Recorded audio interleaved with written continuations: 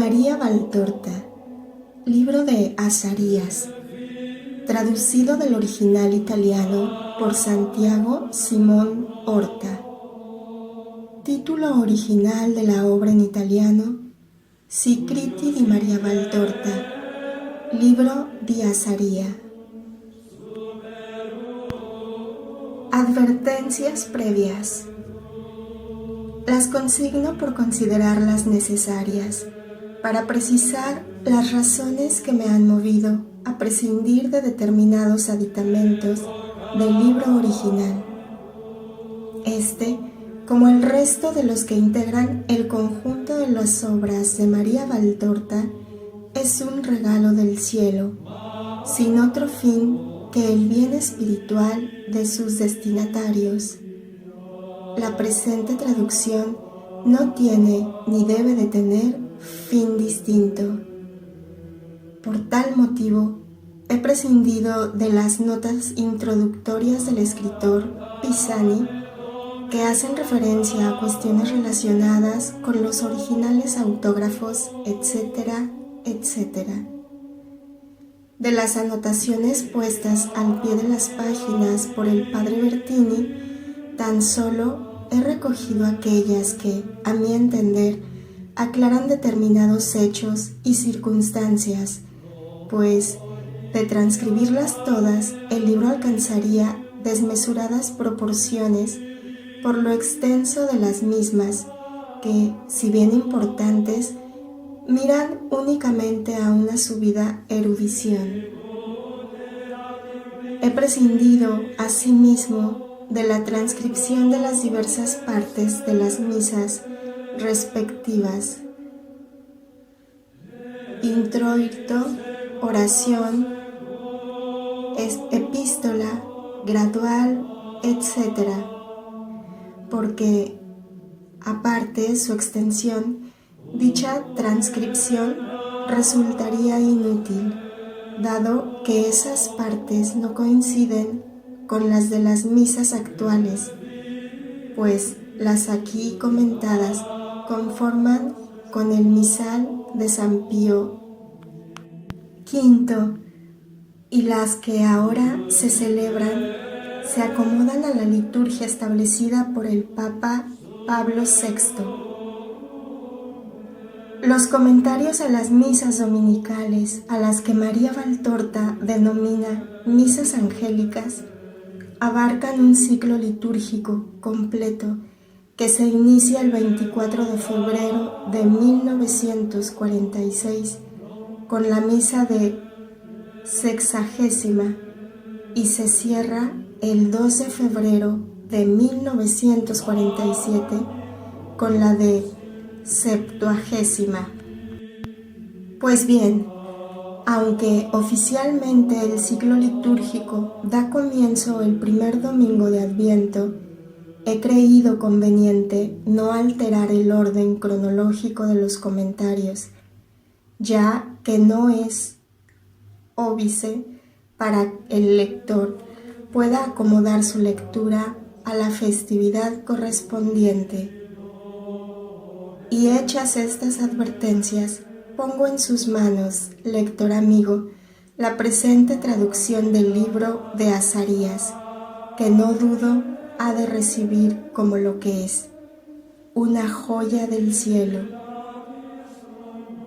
Dando gracias a Dios por todo ello, cantemos juntos con Azarías y María Valtorta: Gloria al Padre, gloria al Hijo, gloria al Espíritu Santo. El traductor. 18 de agosto, domingo 10º después de Pentecostés. Dice Azarías: te dije el domingo pasado que no merecía comentarios la frase invocando el mal sobre los enemigos, puesto que el alma que se da al amor tan solo amor invoca, amor y misericordia. Mas hoy el introito no es un grito clamando venganza, sino el reconocimiento de la prontitud con que Dios escucha a sus hijos. y vela por sus intereses. Es el reconocimiento del justo obrar de Dios que sabe alzar a los oprimidos, poniéndose de su parte, que sabe recordar a quienes se creen más que Dios, y con ello obstaculizan el querer de Dios, poniendo límites a sus obras por creer que pueden ponérselos, pero que en realidad no hacen sino levantar barreras ficticias que sirven tan solo para juzgarles y conferir un mayor mérito al justo que las sufre al estar oprimido por servir al Señor, que Él vigila y puede, cuando Él quiere, restablecer el orden violado, ya que es desorden poner obstáculos a la voluntad de Dios. Él, que es orden perfecto, puede siempre restablecer el orden, como lo restableció en el cielo, tras la instrucción de los rebeldes, y como lo hizo en el Edén, después de que pecó Adán, lanzando a los desordenados, tanto al uno como a la otra del paraíso. Alza, pues, tu grito al Señor y deposita en Él todas tus ansias. Él te sostendrá espiritualmente con horas de amor beatífico y materialmente, no permitiendo que seas prensada y probada por cima de la medida. La oración, alma mía, la oración de esta Santa Misa parece el eco o el motivo musical que movió e inspiró tu canto de hace unos días. Tú pediste, a costa de tu sacrificio, que Dios muestre más su omnipotencia perdonando y compadeciendo, dándose a ellos al igual que a ti, con la plenitud de su amor, para que, por virtud del fuego del amor, se dilate su cerrado corazón, se caldee, se haga luminoso, les libre de lo que les oprime y los santifique. Mucho es lo que pediste. Pediste a la justicia que desvíe su curso. Pediste que vaya el amor a donde se ha lanzado el castigo y se sustituya a él. ¿Puede Dios mudar sus justos decretos? ¿Puede dejar de hacer uso de la justicia para sí mismo? Porque medita esto, porque es para con él, con quien se faltó principalmente. Tú fuiste colocada a modo de pantalla entre Dios y ellos, siendo traspasada por sus dardos. Mas, ¿dónde han terminado estos dardos? ¿Contra quién iban dirigidos? ¿A quién han herido al término de su malhadado recorrido? A Dios, a la caridad, a la voluntad de Dios, a su palabra, a su omnipotencia, a su generosidad. Y no agrego más palabras para explicarlo, porque han herido a estos atributos de Dios que son Dios mismo. Mas todo aquel que sepa lo que Dios quiso y dio y cómo se comportó, puede comprender por qué digo que fue herido Dios. Su caridad, su voluntad, su palabra, su omnipotencia y su generosidad. También sobre el Gólgota y en Cristo Santísimo fue herido Dios, y en estos mismos atributos. El hombre alzó su mano contra Dios y golpeó a la caridad latente en Cristo, que habíase encarnado para entregar el supremo amor de Dios a los hombres, a los que por espacio de 3 años benefició con la evangelización, con milagros, con socorros materiales, arbitrados, milagrosa o humanamente por quien podía darlos en favor de quienes se hallaban desamparados. El hombre renegó y blasfemó de la palabra divina, diciendo ser un loco o de Satanás. Negó la omnipotencia, visible en la encarnación por obra, no de hombre, sino del Espíritu Santo, y en los milagros sobre los elementos, las enfermedades y las conversiones sonadas, que son milagros mucho mayores que una curación corporal. Se mofó de su generosidad y la rechazó cual si fuera contaminante. Dios mandó a su Hijo amado, mandó a su Verbo, y con él su perdón y su amor. Y los hombres se rieron y le abofetearon, cual si fuera un oprobio y un monstruo, lo que era una generosidad de Dios. Mas la gran víctima, pantalla santísima a través de la cual, herida hasta ser toda una llaga, tal como la describen David e Isaías, fue herido Dios, el amor celeste, por el odio conjunto de Satanás y de los hombres, por todo el odio perenne y eterno que hay sobre la tierra y en el infierno. Mas la gran víctima pidió lo mismo que tú, que la justicia desvíe su curso, porque las hostias, al tiempo de su inmolación, piden esto, que se cumpla aquello por lo que vinieron y se han ofrecido. Esto es, que triunfe el amor que es el regenerador de los espíritus de Dios. He dicho, todo el odio perenne y eterno que hay sobre la tierra y en el infierno. No me he equivocado poniendo en presente una acción pasada, cual es ciertamente la muerte del Redentor.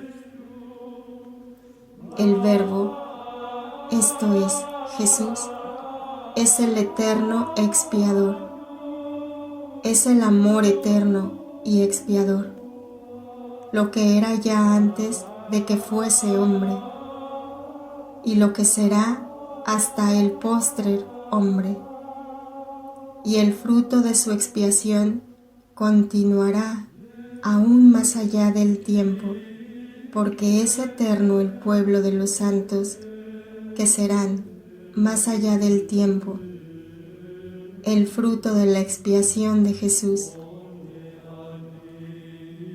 Y al igual del amor, el odio es asimismo eterno, aunque no con una perfección de eternidad como la de Dios, que nunca tuvo principio y que es el eterno, sino eterno desde el momento en que surgió en el espíritu maldito de Lucifer y de los suyos,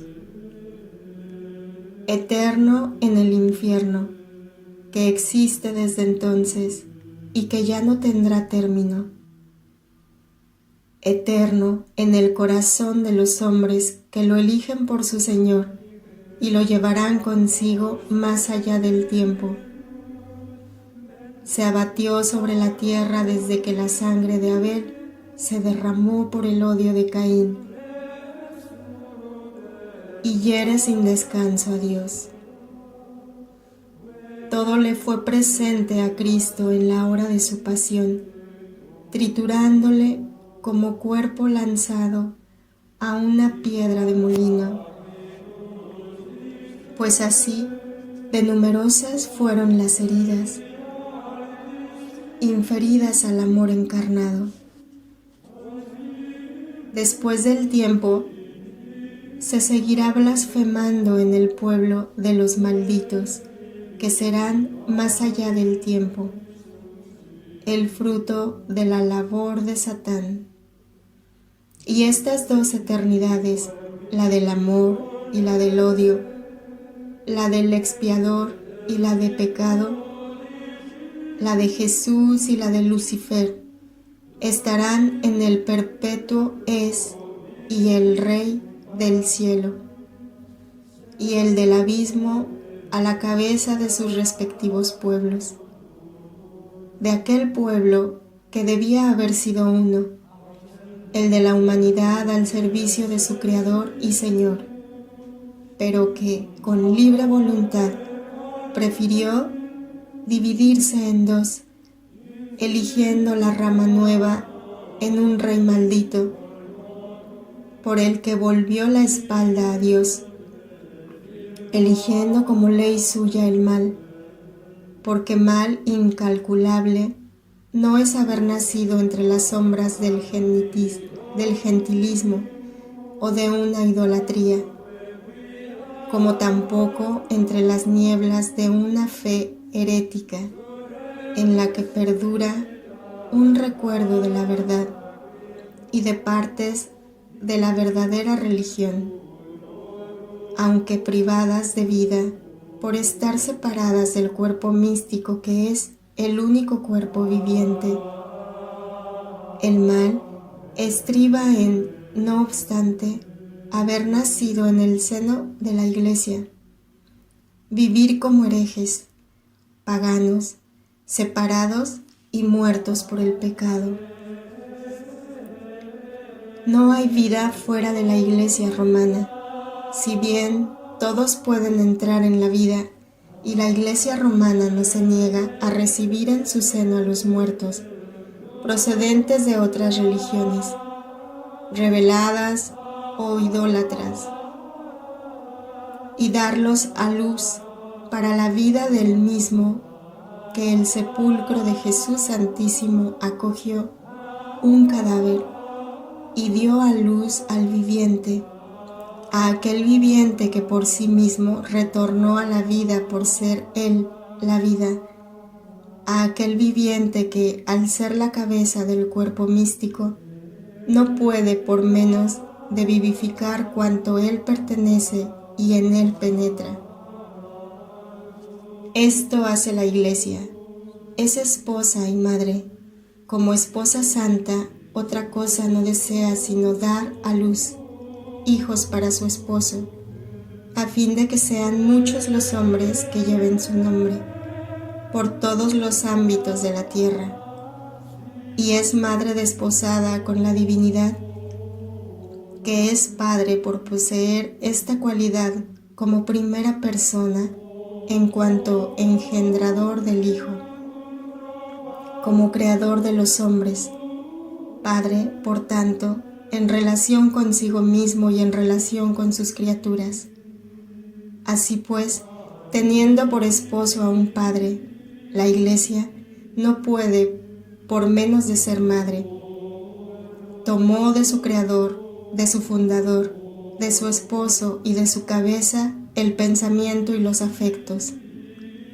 Es madre, y como madre, arde en deseos hacia todas las criaturas, y en cada una de ellas ve esparcido sobre la tierra un germen que debe ser gestado y dado a luz para el cielo. Y tiende los brazos y abre su seno para acoger en él los gérmenes informes, a fin de nutrirlos y darlos a luz para su esposo. Ahora bien, la Iglesia militante la componen la Iglesia docente y la discente. Lo mismo que el cuerpo lo componen los órganos y la carne. Los órganos, sin la carne que los protege, no podría formar un cuerpo, y la carne, sin los órganos que la mantienen regada de sangre, nutrida de jugos glandulares y de oxígeno, purificada de las toxinas que se forman diariamente y de los detritus, no podría vivir. También la Iglesia, el cuerpo místico, si ha de sobrevivir y ser cuerpo, necesita de una labor recíproca entre los órganos y los miembros, entre la parte docente y la discente, y la Iglesia docente. Esta gran madre, dirigiéndose a la discente, le dice: ayudadme a que pueda dar a luz para la vida a los gérmenes informes que hay sobre la tierra. ¿Cómo? Con sacrificios, ya que el sacrificio de los fieles ayuda a los sacerdotes, y con los óvulos, porque la evangelización comporta un horno costosísimo. Penetrar, propagarse y hacerse amar no se hace sin gastar. El dinero es una de las trampas tejidas por Satanás para la ruina de los hombres, mas, como todas las cosas creadas por el mal, puede ser redimida. La gran culpa fue redimida por el sacrificio de Cristo. Pues bien, la riqueza, si se usa de ella con el fin santo, también puede ser redimida. Y te lo digo yo, no hay fin más santo que emplear la riqueza en obras de misericordia.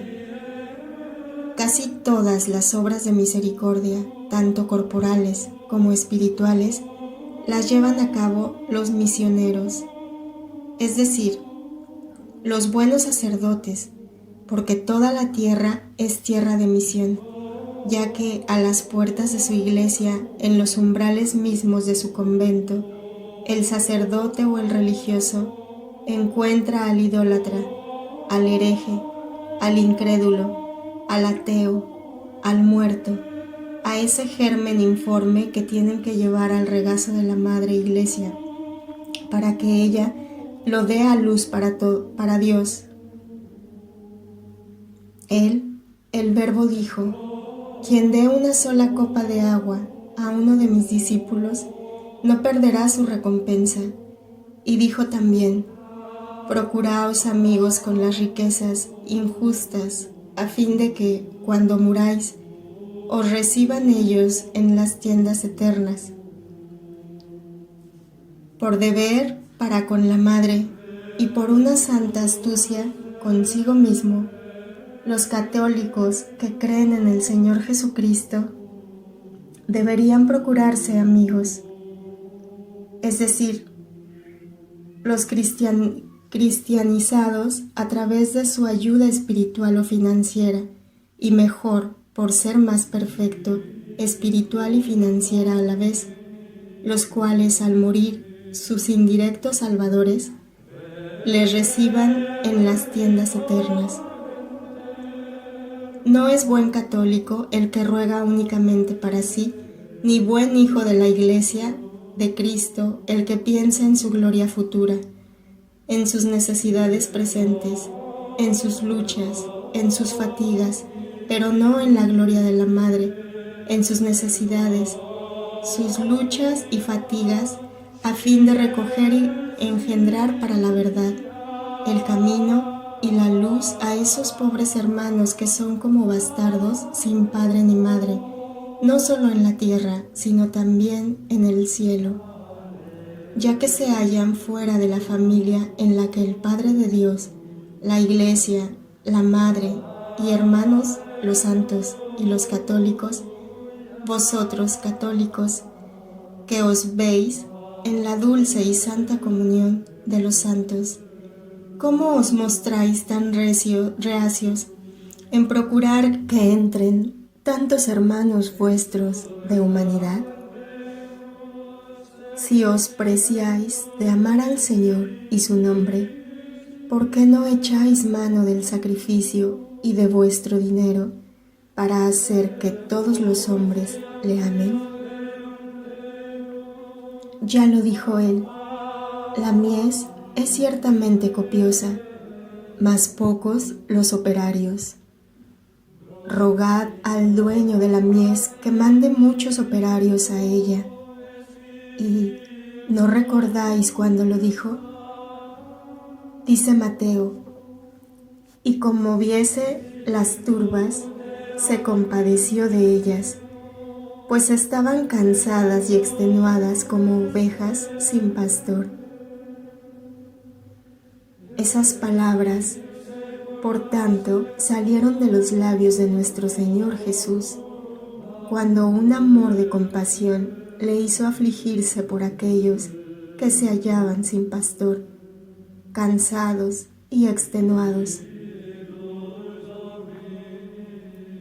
El que no tiene esperanza en una vida futura, el que carece de la fe que tranquiliza el espíritu, esto es, de la verdadera fe sin lagunas, la católica, ya que toda otra religión, cualquier otra fe, presenta lagunas y grietas ante las cuales tiembla el ánimo en ciertos momentos, al no sentirse seguro de hallarse en la verdad. El que no medicina su dolor humano con el bálsamo y la miel de la caridad, el que, por último, no cuenta con los auxilios espirituales que prestan con largueza el vivir dentro de la Iglesia y el gozar de los méritos de Cristo y de los sacramentos, bien puede decir que se encuentra desfallecido y cansado, sintiéndose verdaderamente como ovejas sin pastor, a merced de los ladrones y de los lobos.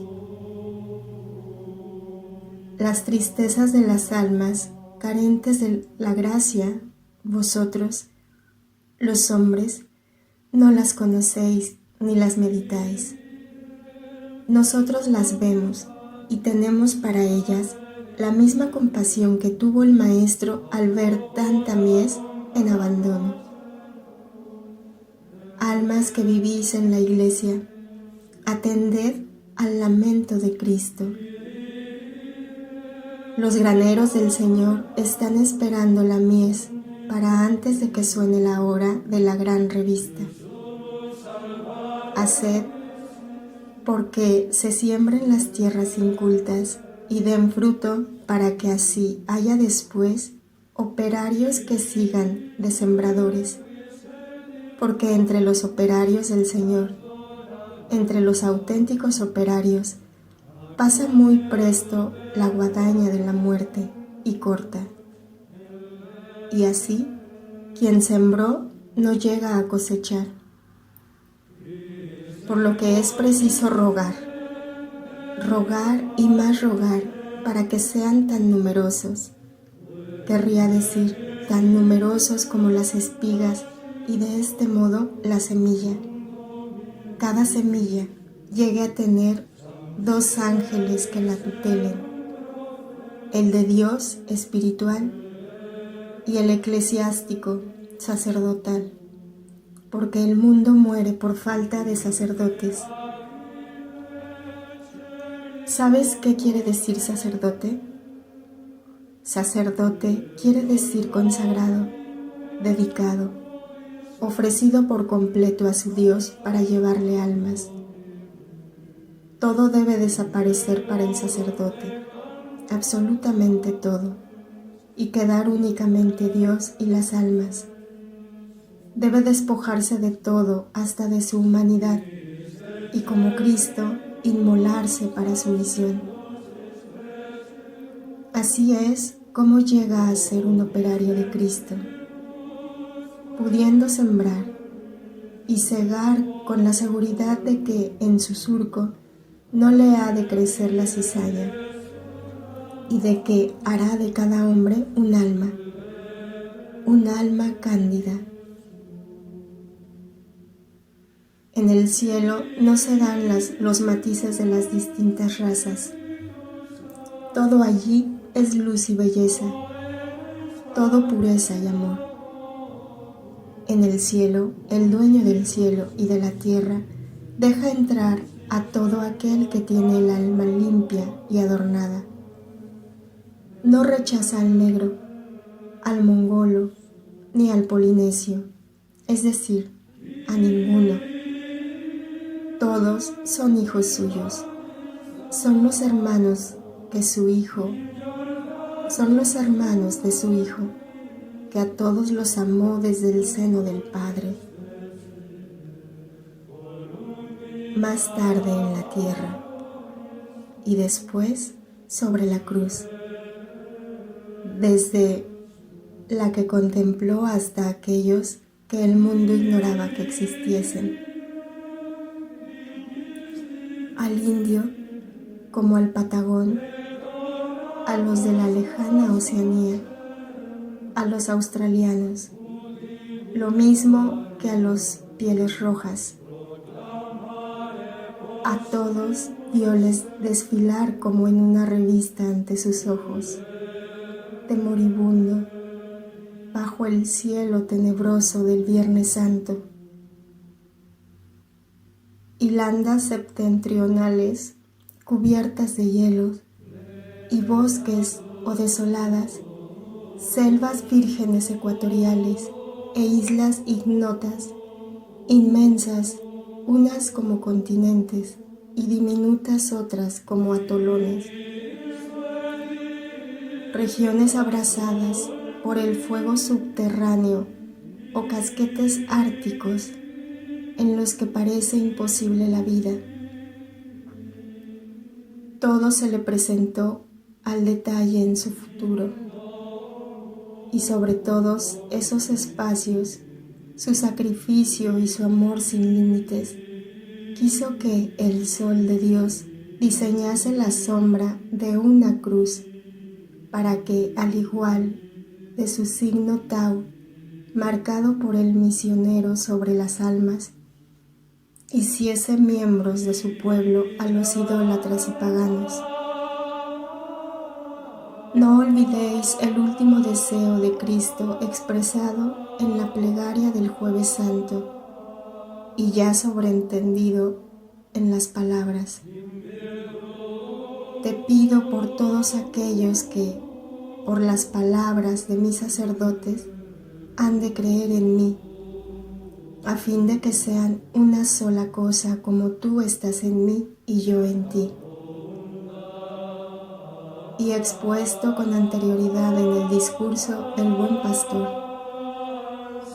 tengo otras ovejas que no son de este redil, también a estas haré de congregar, prestarán oídos a mi voz, y habrá un solo rebaño y un solo pastor.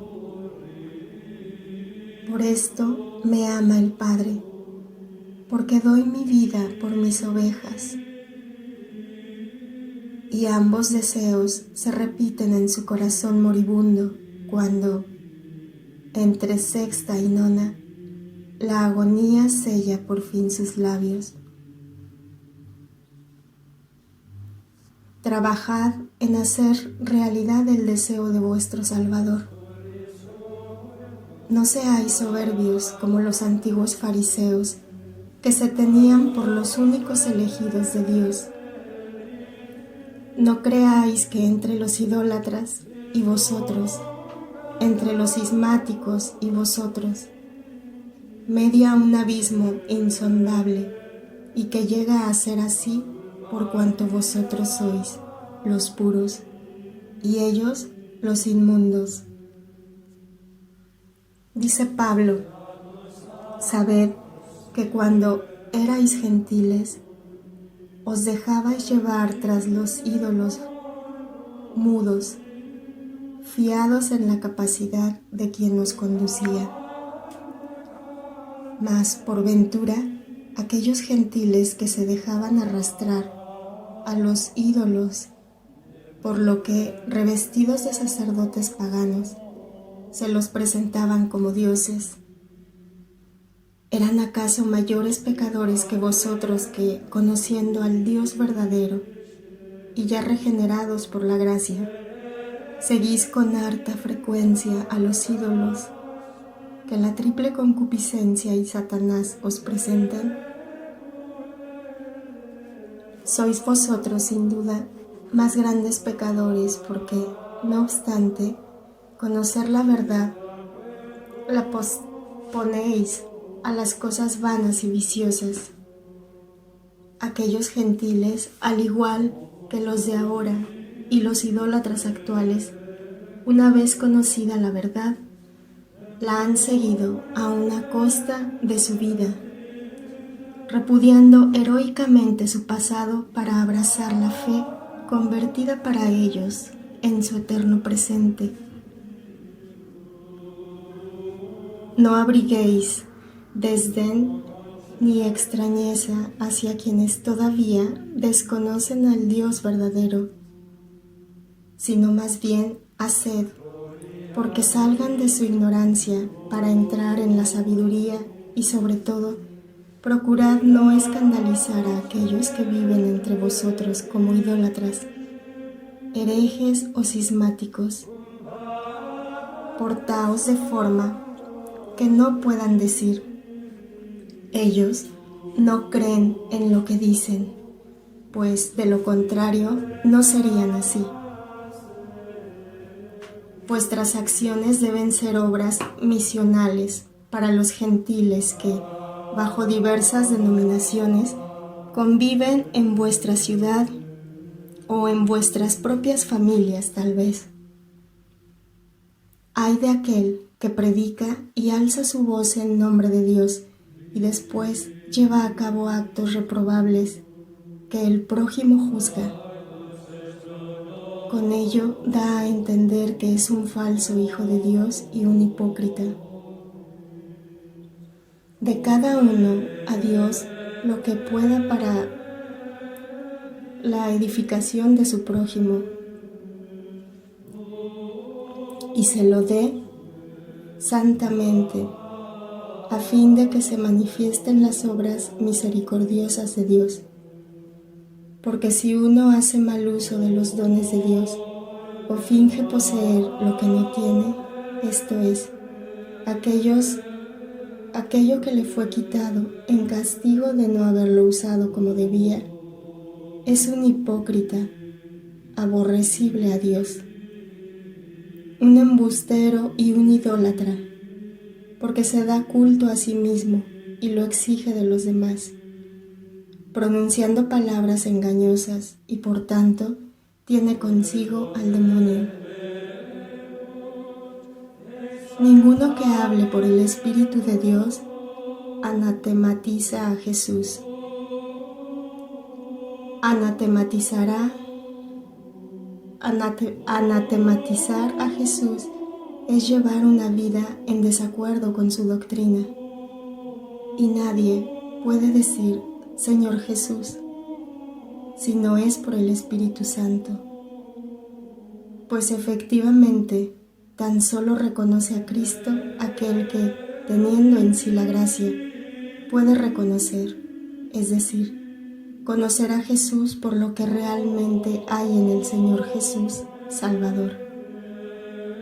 La sabiduría y la palabra que deben ser escuchadas y puestas en práctica con fe, caridad, esperanza, humildad y siempre con verdad, sin envidias que lleguen a negar los dones de un hermano por no ser los propios, sin egoísmos avaros y guardando para sí lo que el Divino Espíritu dio en forma y medida diversa, extrayéndolo de una misma fuente, esto es, de sí mismo, del mismo y único Espíritu. Contentaos cada uno con vuestra suerte espiritual, el que tiene porque puede dar, y el que no tiene porque puede recibir. Porque bien sea que deis como que recibáis, todo lo tenéis de uno solo, de Dios, que distribuye los dones con sabiduría perfecta, sabiendo a quién hacen bien y a quién no, dando y queriendo dar únicamente para vuestro bien. Por eso, no pudiendo exigir lo que se os da gratuitamente y no debiendo rehusar lo que Dios os regala, habéis de ver en todas las cosas a Dios, y su deseo de ser amado por todos los hombres. Y gozaos en dar cada uno lo que podéis, mucho o poco, no importa, basta que sea lo que está a vuestro alcance dar. Dios sabe, Dios ve, Dios juzga cada una de las acciones de un hombre bueno, por insignificantes que sean. Las justifica Dios, y los actos, todos el hombre, los ve con justicia sus ojos.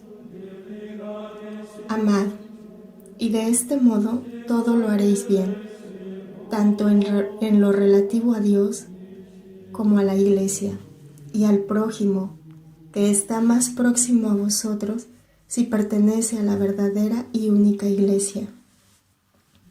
Hacia aquel que, por estar fuera del redil, se encuentra más alejado, y hacia el pecador para atraerlo a la salvación. Haced que el amor venza al odio en los individuos y en la humanidad entera.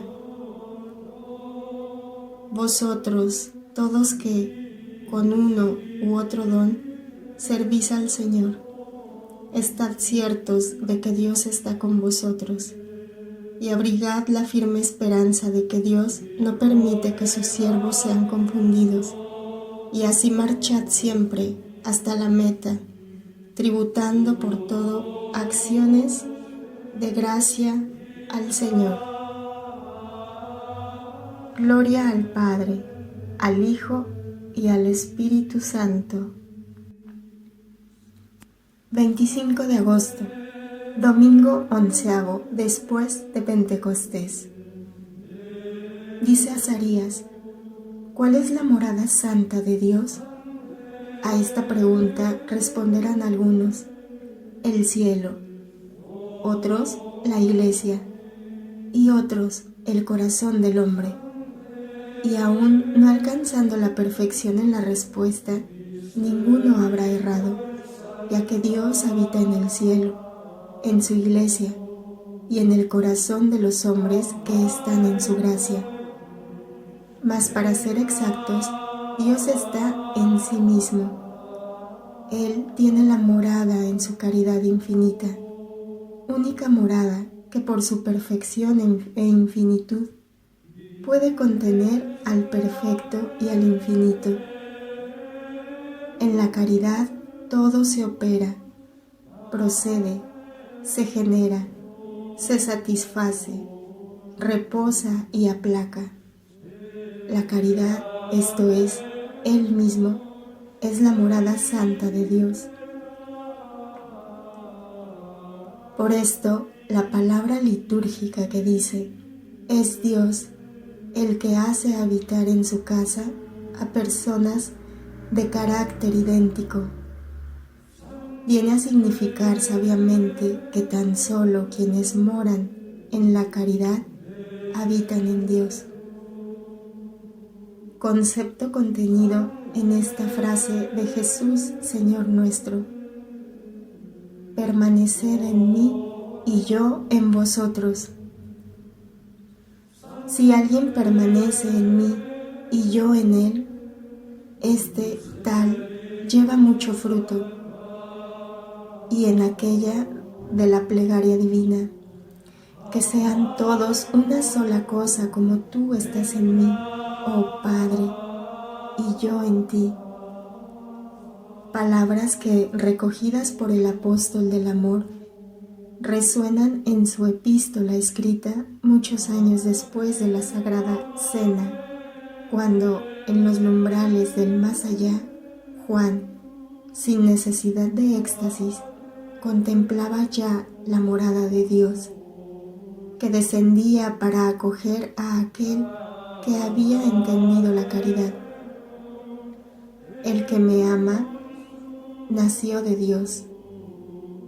El que ama, nació de Dios. Dios es amor. Si nos amamos los unos a los otros, Dios habita en nosotros y su caridad adquiere en nosotros la perfección. Por esto conocemos que estamos en Él y Él en nosotros, por el hecho de que Él nos dio su Espíritu. 3 son las operaciones que compendian todas las obras, todos los frutos de la misma, y las fases todas de las criaturas hombre, que pasando un tiempo torna a su origen para siempre. El que ama nació de Dios. Cuando una mujer da a luz un hijo, se dice, este niño ha nacido de esta mujer. Ha nacido, esto es, ha salido de ella, de su seno. Ella le formó, le revistió la carne, le dotó de sangre y de órganos, y no solo de estos elementos materiales, sino que también le imprimió, si no todos, algunos al menos, de los caracteres y semejanzas físicas con ella misma.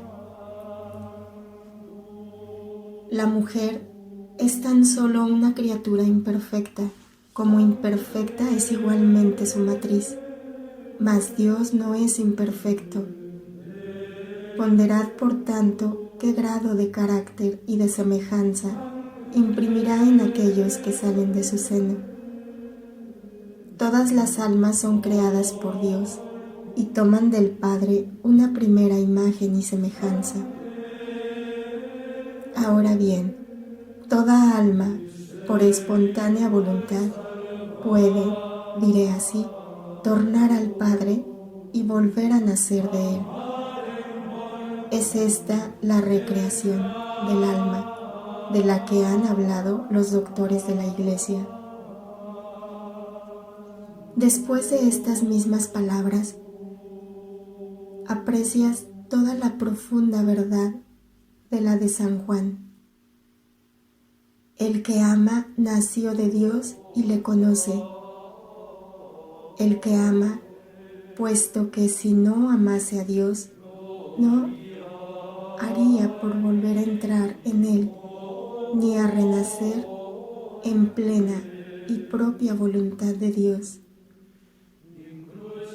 Vuestro primer nacimiento fue querido por quienes os engendró, y Dios lo sanciona y ennoblece al conceder a la materia el alma. Mas este nacimiento no depende de vuestra voluntad. La Iglesia, desposada con Dios, coopera a vuestro nacimiento, fortificando a la criatura con la gracia bautismal y consiguientemente con los otros sacramentos. Pero únicamente cuando la criatura llega a la edad de comprender y de querer, es cuando puede querer nacer de Dios en un segundo y más perfecto nacimiento que se realiza mediante el amor a Dios y al prójimo, según los dispone la ley.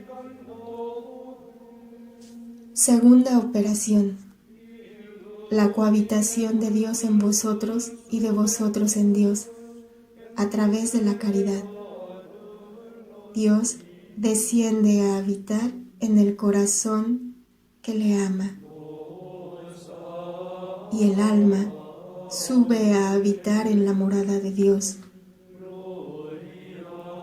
Esto es, en la caridad, por lo que entonces la caridad de Dios en vosotros es perfecta, y tan perfecta que se anula la distancia entre el cielo y la tierra, entre la criatura y el Criador, y ambos, el finito y el infinito, el nada y el todo, vienen a ser una sola cosa, como lo pidió vuestro Maestro Santísimo. Tercera operación: la concesión del Espíritu de Dios a la criatura. El Espíritu de Dios es el amor. El Espíritu al que Jesús llama Espíritu de verdad, Consolador, aquel que puede ser recibido por quien no es del mundo, aquel que enseñará todas las cosas y hará recordar todas las cosas santas, aquel que procede del Padre. El Espíritu Santo imprime en quienes lo reciben el carácter de verdaderos cristianos, o sea, de hermanos con Cristo y por tanto de hijos de Dios. Dice el introito que Dios hace habitar en su morada a personas de carácter idéntico. Ese carácter es el del amor. Ya lo dijo Jesús Santísimo: en la casa de mi Padre hay muchos puestos, mas para ocuparlos se requiere un único carácter, el de la caridad. Uno tendrá su puesto en el cielo por haber sido maestro de almas en la tierra, otro por haber sido discípulo, otro por la predicación y otro más por su vida escondida, quien habiendo permanecido en el mundo como simple ciudadano, buen hijo, marido y padre, y quien, por el contrario, habiendo renunciado a todo por vocación claustral o monacal, mas todos cuantos moran en la casa de Dios, niños y ancianos, ricos y pobres, doctos y analfabetos, deben poseer un único carácter, el de la caridad, que es paciente, benéfica, mas no envidiosa, insolente, rebelde ni egoísta. La caridad que ama en el prójimo al propio hermano y no hace a los demás lo que no quiere para sí. La caridad que frena las concupiscencias, que alimenta la fe y sostiene la esperanza, que, como de un árbol potente, brota de su tronco ramas y más ramas que son la fortaleza, la justicia, la prudencia, la templanza, la humildad, la obediencia y la sinceridad, por las que quien las posee puede entrar en la Jerusalén celestial, de la que están excluidos los cobardes, incrédulos, maldecidos, homicidas, fornicadores, venenosos, idólatras y embusteros, no penetrando nada que sea impuro. La caridad, en fin, alma mía, es la que por sí sola pone en fuga al demonio, porque la caridad es luz y el demonio ama las tinieblas, porque la caridad es sabiduría y las palabras engañosas de Satanás son desmentidas por la sabiduría, porque la caridad es verdad y el mal la odia, porque la caridad es Dios y Satanás no soporta la vista de Dios. Las turbaciones que el adversario pueda suscitar con el recuerdo de faltas pasadas y con sugestiones de tentaciones presentes quedan anuladas mediante la caridad, que es misericordia y que sobrepasa los méritos y deseos de las criaturas que le aman, otorgando además de la liberación del maligno y por sus artes turbadoras, lo que incluso la criatura humilde y amorosa no se atreve ni a imaginar siquiera que pueda obtener con su oración. Jesús Santísimo te llama, pequeño Juan. Yo me atrevería hoy a llamarte pequeño Pablo. No Saulo, sino Pablo, ya que Saulo nunca lo fuiste. La caridad te fulguró antes de que la edad de la razón te hiciese responsable de tus actos, y tú quedase ciega al mundo de entonces, viendo tan solo el fulgor gozoso con el que tu Señor te iba desvelando cada vez más, y tú quedaste muerta para el mundo, y el mundo para ti, porque siempre y para siempre habíate tomado el Espíritu, que no es del mundo, y al que tú le tomaste por vida tuya.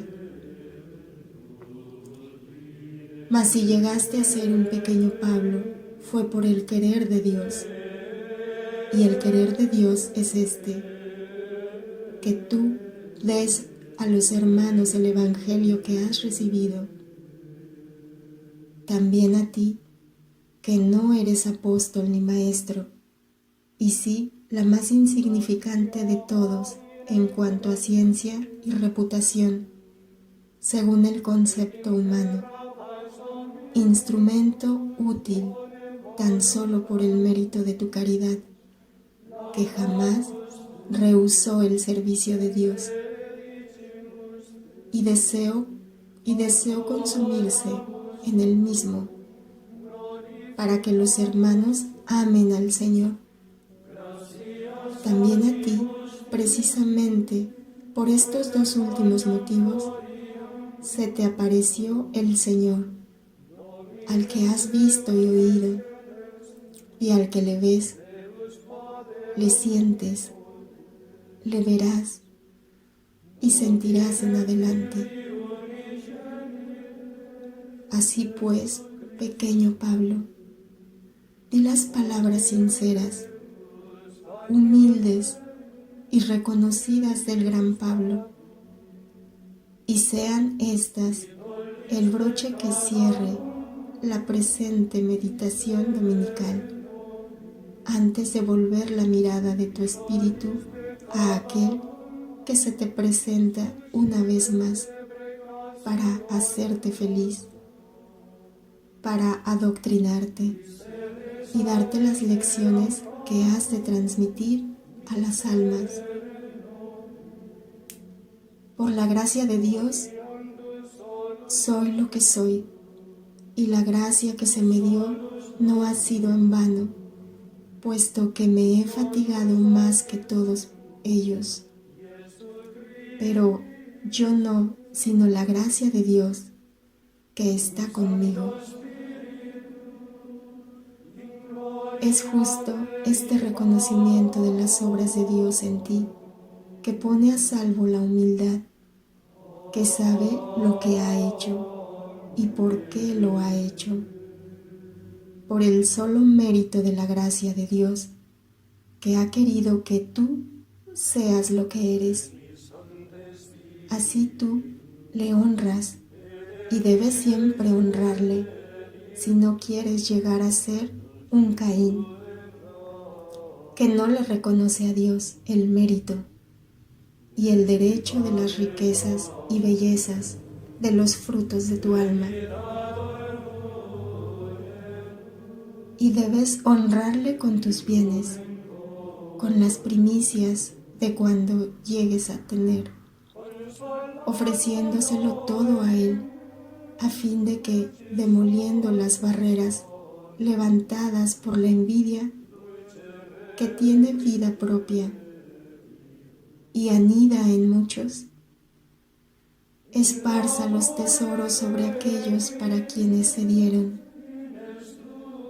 y nunca temas que cese la efusión sobre ti, puesto que cuanto más des, más tendrás.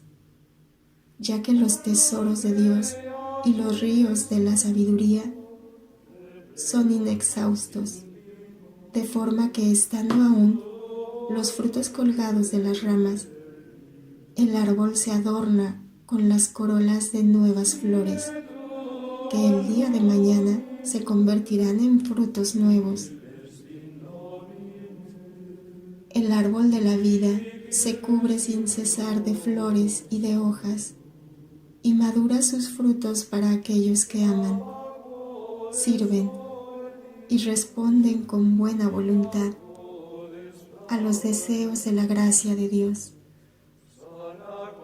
La gracia de Dios que está contigo te protege y sostiene contra todos aquellos que desearían alegrarse con una caída tuya, para así acallar la voz de su conciencia que les reprocha de muchas cosas, siendo las primeras de entre ellas sus faltas de caridad y después su modo de hacer fructificar el don de Dios. Mas tú ruega por ellos, por todos, para que tengan la caridad que es la fuente de toda virtud y salvación. Gloria al Padre, al Hijo y al Espíritu Santo,